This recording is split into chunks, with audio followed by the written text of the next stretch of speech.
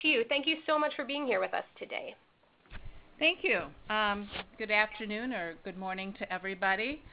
In my portion of the talk, I'm going to be talking more about trauma-informed care and the philosophy behind it, the cultural shifts that kind of need to happen within agencies. There sometimes has to be a change in attitudes or belief systems that kind of shifts more to a promoting of well-being and recovery. Heather will talk more about some practical implications or how you can implement these things within your agencies. So, okay, my slides aren't advancing. I didn't try that. Oh, there we go.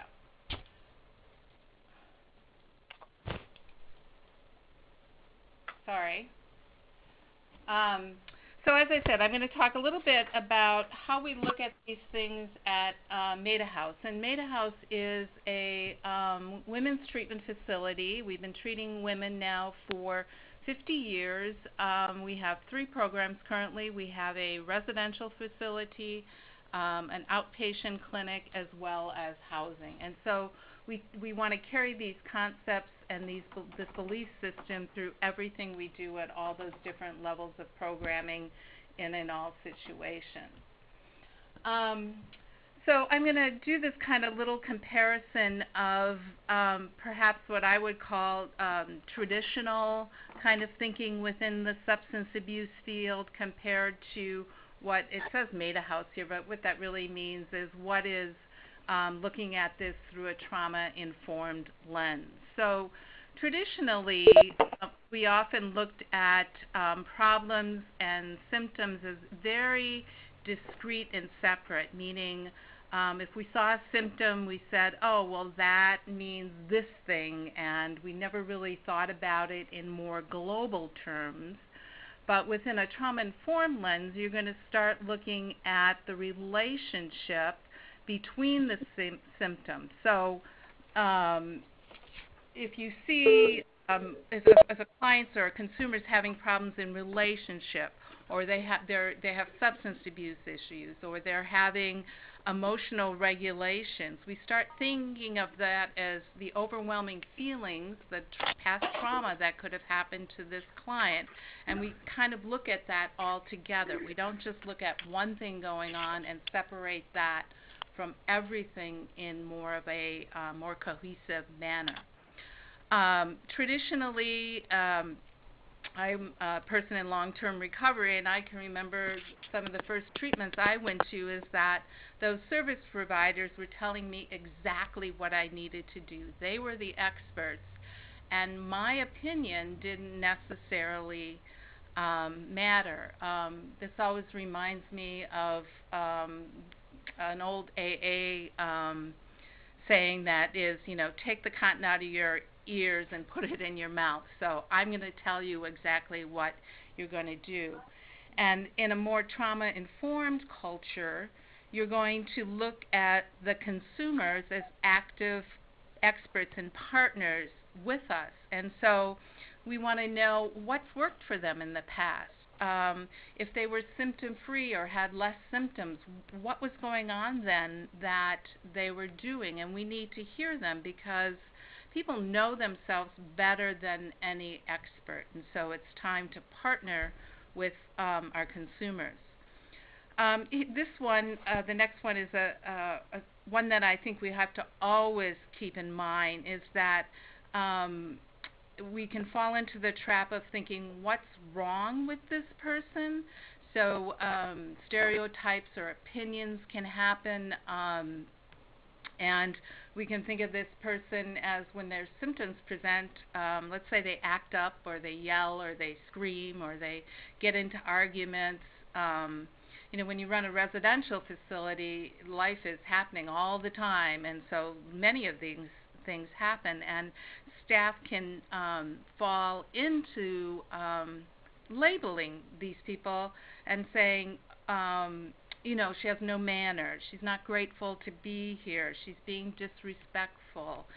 Instead of, and this is the important part, is to start flipping that and always thinking about what happened to this person. Why is this person acting this way? Something happened to them in their life, and I need to keep that forefront in my interactions with people. So we have to look beyond the symptoms, beyond the behaviors, and think about the person. Traditionally, in substance abuse treatment, I think that providers used to always think just go to group, and that this kind of cookie cutter approach would fix everything. So everybody went to process group, everybody went to this group, and we didn't necessarily do a good job of assessing what is it this person really needs, what is it they're going to really get out of this group. There's no need to send everybody to parenting if perhaps they're not parenting and they never will parent. Or at what point in their life do they need this group or that group? And so instead of thinking about only the group and everybody going to group because that's the solution, the new way, or a way we should be thinking about that the environment itself, so besides the groups or whatever programming you have going on, the environment itself in which you provide your services can be just as healing.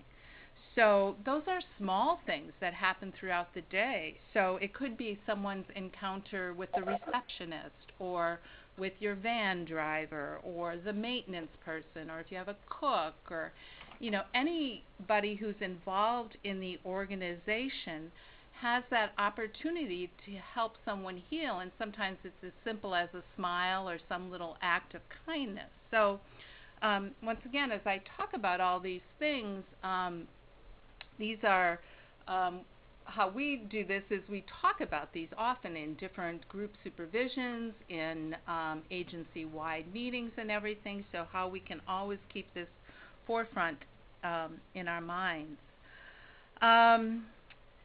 So in the past, sometimes just looking at decreasing the symptoms was viewed as healing, which that doesn't mean that's incorrect, but sometimes it was just if we get this symptom to go down, if they stop presenting with XYZ symptom, we've really done something. But if we look at all these symptoms together as really adaptations of the trauma, then we begin to look at it as how we can treat that whole person, teach them new things, and we need to treat the trauma as well. So just because they're not necessarily having nightmares, let's say, because maybe now they're on a medication, or they've decreased their substance abuse so they're better able to sleep and they have nightmares, that doesn't mean all is good. That's a good thing, but we have to remember to look at that within the whole concept of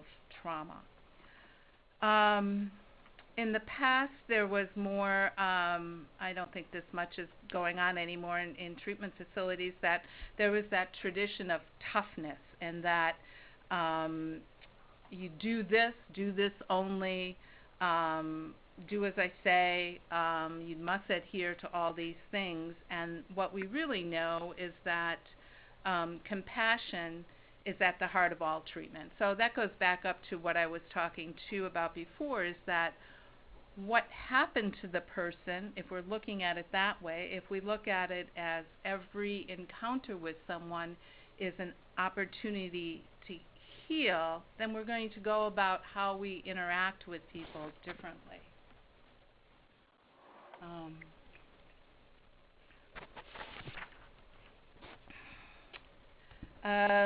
In the past, I think there were very few, if any, trauma assessments with people, and now we need to know that we have to expect trauma with most people, and if they don't have it, then they don't have it, but we should always be assessing for that.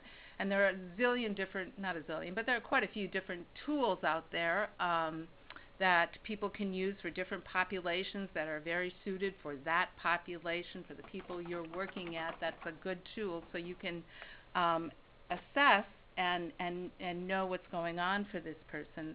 And those assessments should be done, as soon as possible, but also being very respectful, because they can be very intrusive questions, and you need to be able to develop that relationship and pace that assessment and match the client a bit. But you don't want to put it off too long, because you want to be able to know how you can help that person. Traditionally, consumers were seen as broken or vulnerable or needing protection, and I think there was more of a paternal kind of attitude from professionals to especially what we viewed as, victims of trauma, victims of domestic violence, and that they would come in and say, I'll take care of you. But what we really need to do is, and this gets repeated throughout this, is help that person by helping them grow and offering them choices and making them equal partners in what we do. Asking them what services they want, what groups, again, do they want to be in.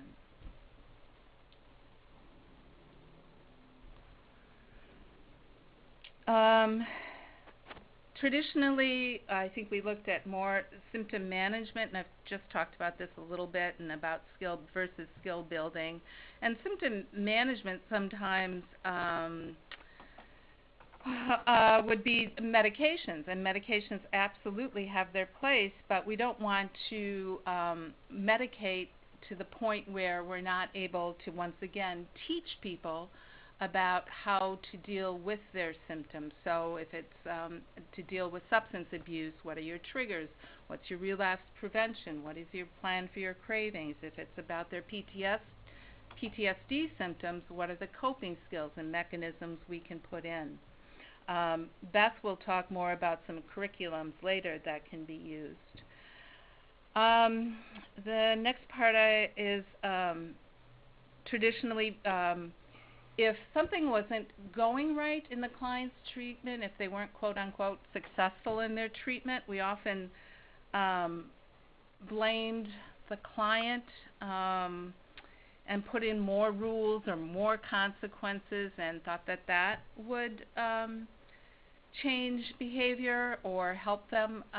But we really need to be very mindful and conscious about evaluating ourselves. And so if the client fails or isn't doing well, let's say, what is it that we need to do differently? And did we do everything we needed to do differently? A good example that came to me yesterday, in our residential program, we discovered that, through word of mouth, if you've ever run a residential program, clients, eventually tell you everything. And we heard that one of our clients had some needles with her. And so we have some very strict rules about, obviously, using drugs on property is not allowed. Having a lapse is different within the community, but any illegal substance on property is grounds for discharge, and paraphernalia can fall in that. But we really had to do, so we did a search, we found her needles. It was unsafe for her, it was unsafe for the other residents, it was unsafe for the children. She had them well hidden, but what we had to do is we had to evaluate, did we do everything we needed to do, because the client had only been there for 2 days. Did we do everything we needed to do when she arrived? Did we do a thorough check of all her belongings to ensure that we were going to make her safe once she got into our program? And so we had a clinical discussion around that. If we failed, then we failed. We can't have the client be the failure if we fail to do something.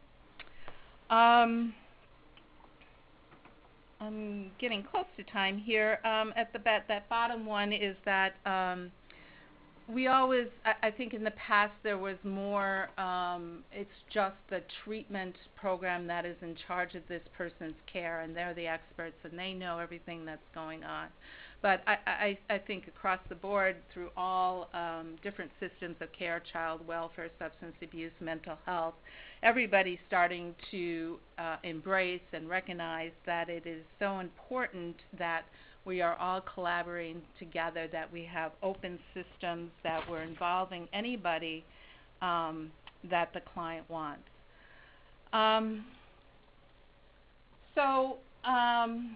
You know, none of this that I talked about is easy. We live in a society where we often think that punishment works if we want to change behaviors, and that's not what trauma-informed care is all about. It's really about this healing. Obviously, in all our programs and whatever we're doing, there's still going to be a need for structure and a need for rules. So this doesn't say that those go away, but it's taking a different look at it and how do we do that. We know that within the context of relationships, things change better, that if we're using persuasion instead of coercion, things change more. And so I'm sure a lot of us use motivational interviewing out there to work with our clients.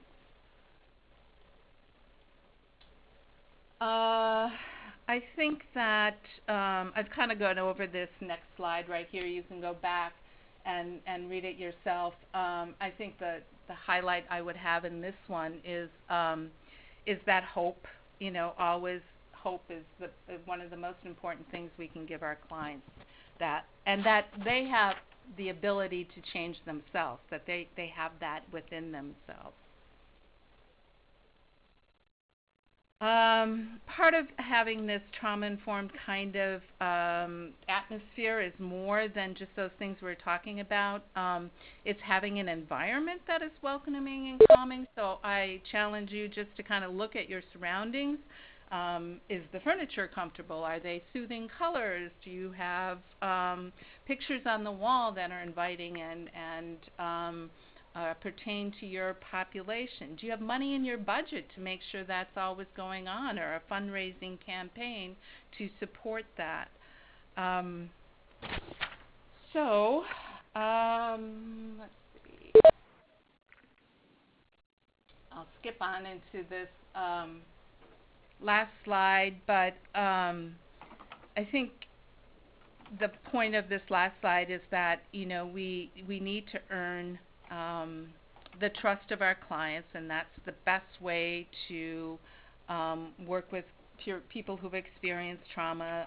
Relationships take time. They need to grow. We need to help foster that.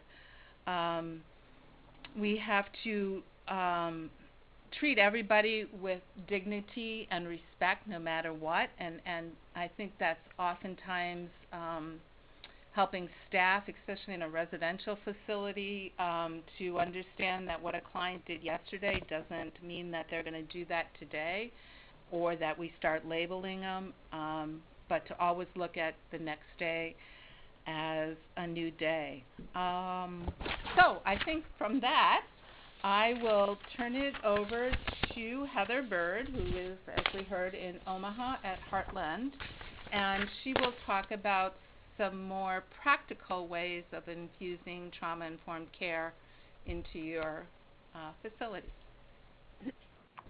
Great. Thank you, Christine, very much. My name is Heather, and I'm here in Omaha, Nebraska. And like Christine, I work with a variety of different levels of care for mental health and substance abuse treatment. We have a residential women and children's substance abuse treatment program, along with intensive outpatient and outpatient services. And so I'm going to talk a little bit more about some specific things that we have done to incorporate trauma-informed care into all of our practices. First, though, I included a couple slides that I have had from a few other trainings that I've done that talks about trauma in general that I thought are helpful, and I know that sometimes in talking on different ways of it, there's different things that we all can connect with, and help understand. So the first one is just kind of a comical slide about Disney movies that I started to think about children's movies. I have young kids myself, and now that I kind of understand the trauma-informed care piece of it, I started looking at all of these movies thinking there is a lot of trauma in all of these children movies, with Nemo, Finding Nemo being one of them. If you're familiar with Aladdin, that he was orphaned and a homeless boy that doesn't feel worthy of the princess's love. Toy Story 3 is all about trauma, where there's physical abuse by bully toys, and then they're sent to the incinerator. Snow White and Cinderella, both of their parents passed away, and they're forced to do physical labor and neglected emotionally and physically. There's The Jungle Book, and the parents are deceased, and he's raised by animals in the woods. So, and you can go on, and I just, now when I'm watching movies with my kids, I can't even watch one without assessing it for trauma. But the thing that I take from all of those is that, and like what Christine mentioned, that is so important, is hope. That all of the characters heal and are very healthy, and they live happily ever after. And that trauma, people that have had experiences, which is the majority of people that I meet, clients and staff, you know, can be fine, and that they can overcome these. And as Christine talked about too, is that we know so much more now than we used to about how to help people. And I think it's great to have information about services and how we can help just by providing services in a better way to make that happen. One of the things that helped me when I started learning more about trauma-informed care is this iceberg image, and some of you may have seen this before, that, as you know, with an iceberg, you can only see a small piece of the actual iceberg, the part on top. And so in thinking of the clients, we just see a small part of the top part, which is their symptoms. And that will present itself in a variety of ways, like drug use, self-harming, not keeping appointments, not showing up for UAs, getting into fights, or acting out verbally, maybe not attending visits with their children, not taking their medication as prescribed. That those are some of the top of the iceberg types of things, but that what we don't always think about is all of the underlying piece of it that comes with those symptoms, that helps keep those symptoms afloat, is all of the stuff underneath. And that's where our job is to help them with all of those things. And then another saying or words that we just really love here in our agency, and we have therapists and staff that actually have this posted in their offices, is this one where hurt people. That's how pain patterns get passed on generation after generation after generation. Break the chain today, meet anger with sympathy, contempt with compassion, cruelty with kindness, greet grimaces with smiles, forgive and forget about finding fault, and love is the weapon of the future.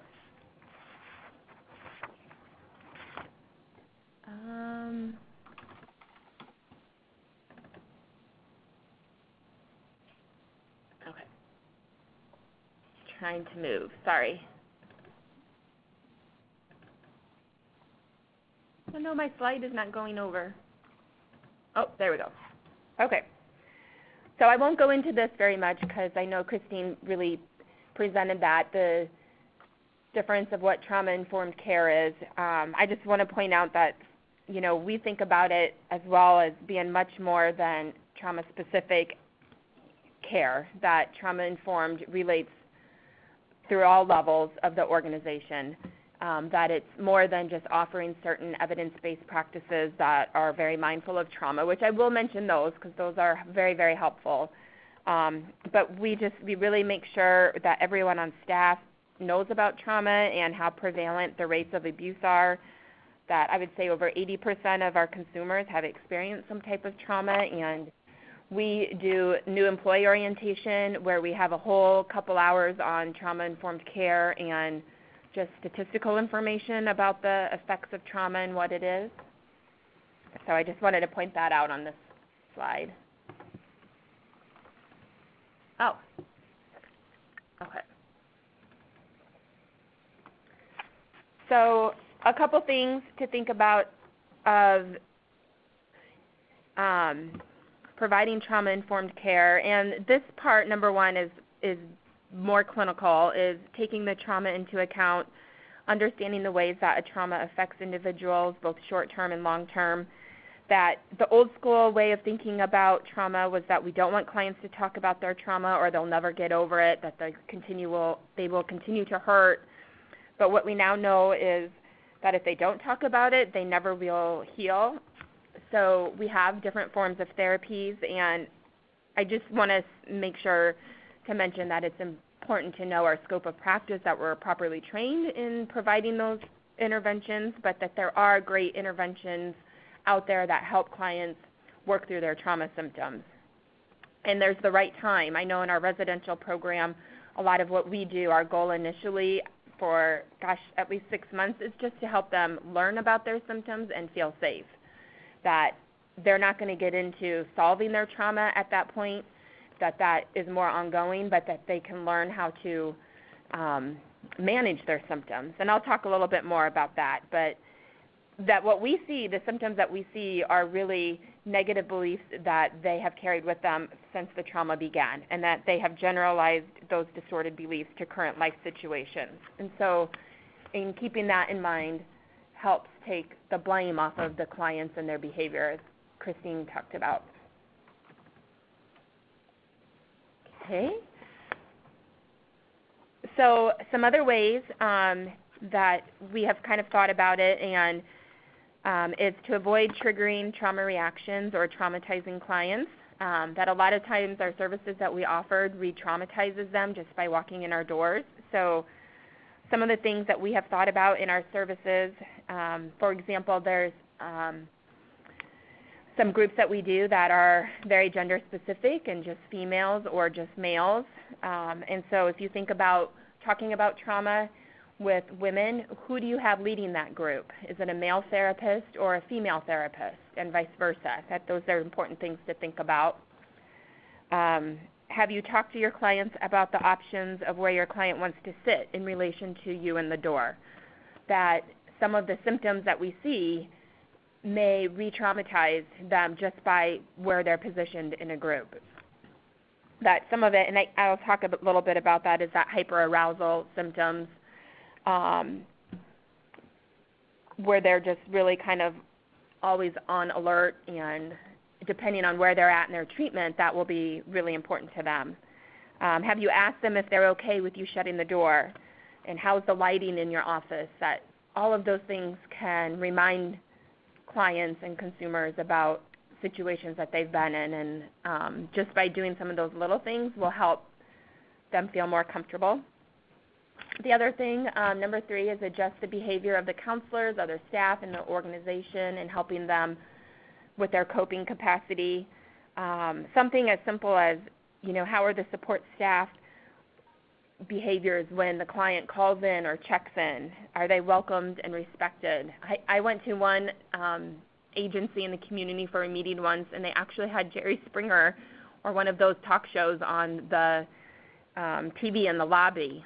So just kind of thinking of those things, of what that message says. And then allowing them to manage their symptoms successfully so they can benefit from the services, and giving them the skills to manage them. And I talked about that those are kind of like in our residential program, and in our outpatient, one of the initial things we do is helping them, giving them the skills to manage those symptoms so they don't have to work so hard to avoid them. And thinking back to the iceberg, how all of that underlying stuff affects what we see above the water.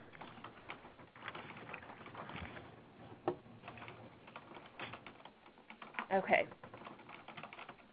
I'm going to go to this one. So some specific things that we have done. This is other things in our toolbox that help provide trauma-informed care is an assessment and Christine mentioned that there's a ton of different assessments, but we have one that is a symptom checklist where we do shortly after intake of a new client, where you ask about different symptoms and if they can rate them on how they're experiencing them, and it's something to gauge all the way through treatment. safety planning and helping and just making sure you've had discussions with clients on how to make them feel physically, emotionally safe. And this can help with prevention. And then also talking to them about what helps them de-escalate, that they're going to live these symptoms out in our programs. And so what kind of things help them when they're experiencing these things, such as difficulty concentrating or being that hypervigilance or having difficulty falling or staying asleep or the nightmares. Do they like journaling? Do they like to talk to staff? A variety of different things that we can help them with. And then, of course, the skills teaching. Up here about community meetings and debriefings. Let me talk about those separately for a second. Is every morning we have a community meeting where all of the staff that are working and all of the consumers come together and we do a check-in. And we say how we're feeling that morning, a goal we have for the day, and someone that is there that would be able to help us with our goal. And it helps us really just gauge the temperature of both of the staff and the consumers so we can, if I kind of sense, this person is having a difficult time, I might wait until I need to do this with him or her, and we'll come back at it later. Or they might hear that this staff is available and can help them, or maybe their peers are around to help them, that they've really grown in knowing how to support each other with each other's symptoms as well.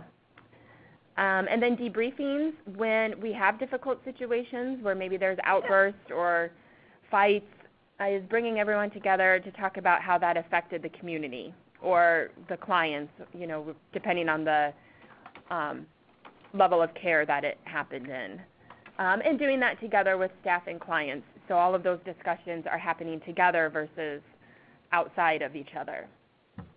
We also at our agency have implemented, particularly in our residential program, the collaborative problem-solving approach. It's a model by Ross Green, where it really talks about helping approach difficult situations by trying to entice in using choice in problem solving. That a lot of times as helpers and staff, you can approach things in an A, B, or C way, where A is more authoritative, C is choosing to ignore and not really doing anything about it, where B is more of a collaborative effort to solve the problem. And of course, it goes much more into all of that, but we've really trained staff in that model to really help them think about how to approach situations.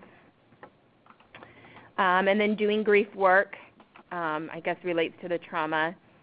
The psychoeducation is a huge one on the impact of trauma, and I have done this both with clients and staff as a supervisor. And I really just developed a couple of pages of trauma information that talks about what is trauma and then what are the physical effects of it, because there's neurological effects that happen because of experiences that we've been in that happen into our body, and it presents itself in certain symptoms. Typically, for us, we've categorized the symptoms in 4 areas, which is either hyperarousal, avoidance, intrusive, or disassociation. And so I've seen clients, display their symptoms in those areas. And so once you can educate people about that, including, and of course I don't do this with clients right away, but once even that they learn that, of course you've been through this, your body is going to react this way, and it makes sense what we're seeing, it takes so much blame and guilt off of the client and how they're feeling. And kind of a relief to know that they're not, abnormal, or what they're experiencing is normal based on what they've experienced in the past. And it helps staff understand what's happening, and then the clients themselves, so they can really have a different framework of how to heal. So creative therapies involving, just different interventions, movement. We do exercise, yoga.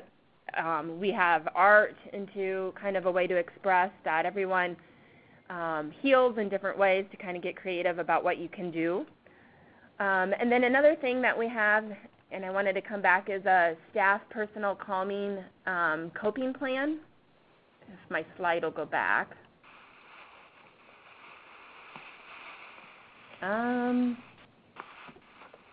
It's not clicking.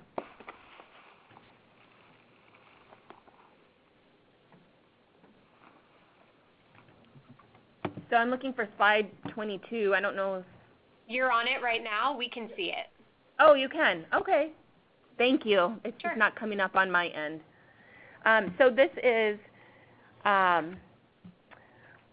something that we do with all of our staff, and we share it with each other. And we've done these with clients as well and share it with each other in the community. But it's a way for us to know when we are in difficult situations, what kind of things get us stressed when we're at work and what helps. And, you know, it helps me as a supervisor and then also each other to support each other when those arise. So I know that, you know, my coworker Carol, when she gets upset, needs some time on herself and to let her kind of debrief. And if I can notice her signs of being stressed, I'll try and step in and help with the client and let her take a break.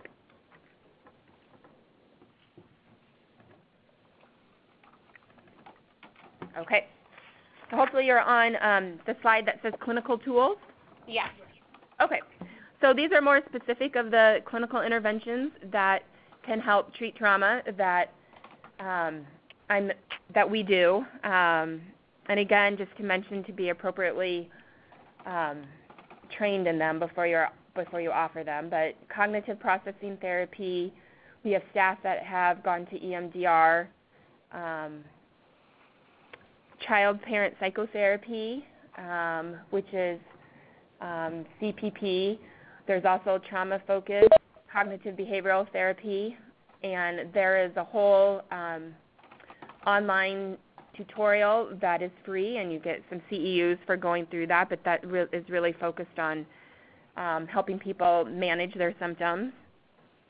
And the child-parent psychotherapy is something for kids in the 0 to 5, and so we utilize this a lot in our residential program that really promotes attachment and bonding, and it relates back to how the parents were parented and how they bring in those experiences, both the good and the bad and the trauma that they've been through. Stephanie Covington has a Helping Women Recover curriculum that is related to addiction, and then she actually helped Dan Griffin develop the Helping Men Recover, which is fairly new, and we've started to do that, and it is wonderful, and they're gender-specific curriculums that we have our clients go through. Lisa Najavitz has a Seeking Safety curriculum that talks about also some specific coping skills. Charlotte Castle, the Yes You Can, is more of a support group type of information that we offer as an alternative as well to 12 steps work. And then DBT is a big one that we do in all levels of our care, dialectical behavior therapy, because it's really hands-on, specific information about how to manage some of your emotions and learning to identify emotions that persons in recovery don't always know about right away. And then I think I just have a couple slides left. This is just information. I won't go through all of this, but in thinking about what not to do in a trauma-informed care environment, you know, the main one that, and I think we have all changed a lot from doing a lot of these things, but one thing that I still hear about happening sometimes in relation, well, with the child welfare system along with, you know, just the family, is restricting family contact for purposes of punishment. That I've seen and heard a lot of people say, well, she's not going to group, or she broke this rule, and she needs to go down a phase, which then you don't get visitors, or, you know, if she can't feel safe, you know, and I know that you have to bring safety into everything, and we talk a lot about that too. But, you know, we've done a lot of education with our child welfare workers in terms of, this mom relapsed or is using, and I'm not going to have visits with the kids. Well, that doesn't always make sense, that those kids still want to see their moms, and the moms and dads still want to see their kids. It should be about safety more than the behavior piece of it. So just a quick example, and I know we probably want to get to questions here. In our outpatient, we had someone who presented with this, a 35-year-old female that said she was angry all the time. She said she was angry while driving and crying and sad most of the time, isolating, and this has been going on for 3 or 4 months. And when the therapist asked what has happened 3 or 4 months prior, she couldn't think of anything, and so we proceeded to go on and do the evaluation or initial assessment, and then Mandy reported that her 6-year-old daughter had been sexually assaulted about 4 months ago, and she hadn't connected her daughter's trauma to her own that she had experienced at age 6. And then in doing more of a trauma screen, Mandy had reported that her own sexual abuse began at age 5 and she was abused by several perpetrators during her childhood. So this really just spoke to how it's just related with the work with our adults and then the kids that we see, and how it all just affects the whole system.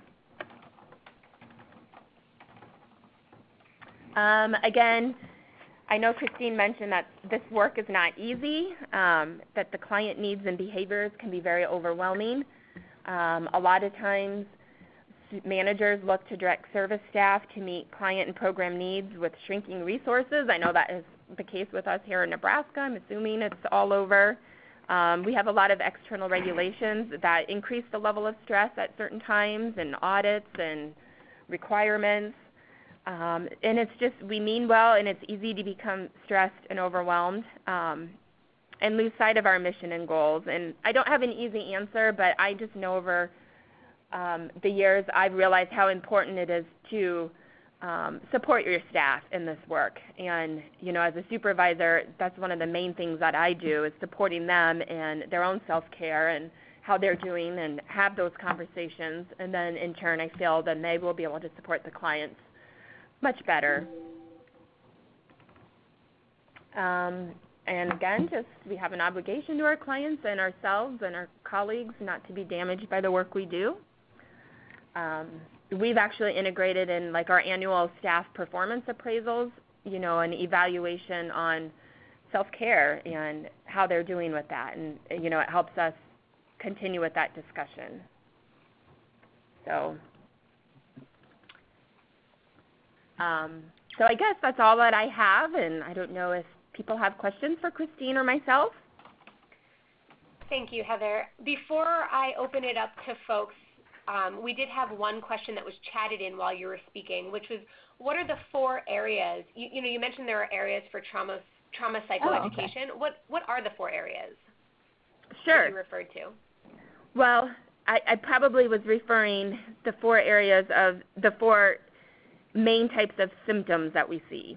That when I do the psychoeducation to staff and the clients, it's talking about where the symptoms fall, and one of it is hyperarousal, which can include, difficulty falling asleep, irritability or outbursts of anger, just that hypervigilance, difficult concentrating.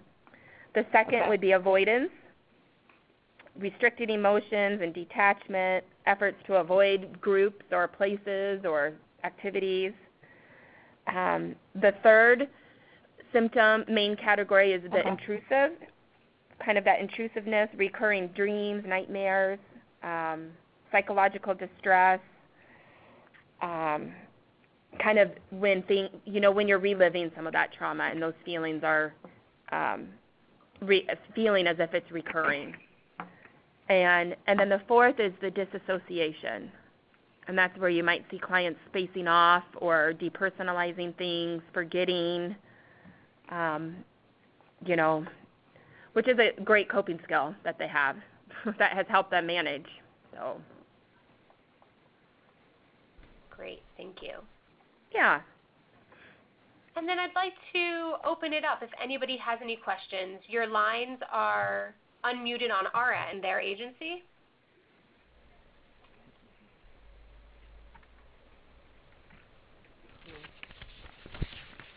This is Christine. I had a question for Heather.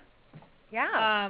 Could you just talk more about the Ross Green problem-solving model? Yeah. Well, he has come around. We've sent staff to see him as he's been around, and he just really, of course, relates to the trauma work and why. So some of his training is about what has happened to people versus what's wrong with them. But then, so knowing that they're going to have these difficult behaviors, which happens, in our residential. So we were really looking at some really hands-on words and ways to approach the difficult situations, knowing that in our treatment we are trying to help them manage these symptoms, but it's not going to be fixed from day one, and we're going to have clients all over the place. And so we were really looking for, a different, an approach that can help with that. And so when people are, of course, he'll talk about how to prevent people from getting to that point of where they're highly escalated. But then when they are escalated, how do you work with them? And, a lot of it is to provide choice. So while keeping in mind safety. So I guess, for example, and I didn't think about this too much beforehand, but, if someone is, if we have two clients, we might have two clients that are kind of arguing verbally, the staff might come up to them and suggest, hey, do you want to go into your apartment or do you want to go over into here, to try to separate them versus just telling them what to do, which there are some situations where that's going to call for that authoritative approach to keep in mind safety, but if at all you can give them choices, that people want to feel like it's, they're in control. And that's a lot of what the trauma symptoms is, because it's a lack of control, and that's scary for people, that if you can inadvertently give them choices so that they feel they're in control, then a lot of times the whole process works better. And so he just gives suggestions on that and how to look at clients in that way. Thank you. Yeah, I don't know if that helped. You had mentioned a few resources that you have, Heather, that you use at your agency. And I'm wondering if now would be a good time. Aya, are you on the phone? I am. Can you tell folks a bit about our online forum? Yeah, so we have developed a online group site that's basically a place where we can kind of continue this discussion and conversation about these issues. Basically, it's a place where you're going to create a profile, and there will be forums there. You can access the handouts from this webinar. You'll have the opportunity to share additional resources, maybe report back on how things are going for you, and you can ask follow-up questions to presenters and just have dialogue with one another. So in the next day or two, you'll receive an email invitation from me to join, and you're going to click on that email and follow the directions. You'll be prompted to create a profile, and you can enter as much or as little information as you would like in that profile. They ask a slew of questions, but the most important is just your name and hopefully a photo, which will kind of help personalize the forums a little bit.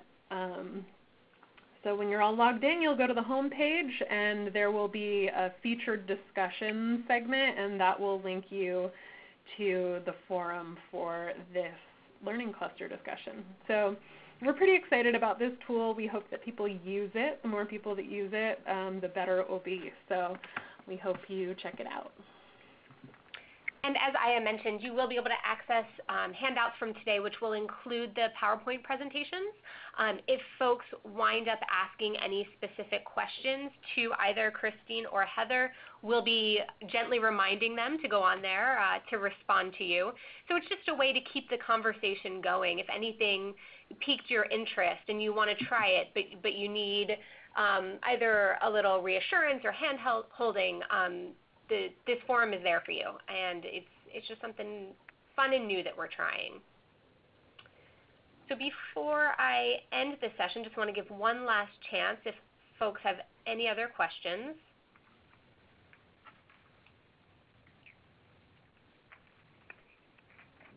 And I want to remind you all that our next learning cluster will be on February 3rd. It's going to be on client engagement and retention with Jennifer Lewis and Tina LaPrade. Also, if you want more information about trauma-informed care, tomorrow you'll be receiving a listserv message from us notifying you that registration is opening for our grantees meeting, the first day of which is going to be a day-long skills building session on engaging chronically traumatized moms through trauma-informed care. So that will be another resource coming your way. You can look for that tomorrow. And with that, I just want to thank Heather and Christine for taking the time to pull this together. I, again, will encourage you all to check out that online forum. You'll see that email coming out in the next day or two. And have a wonderful day. Thank you. Thank you.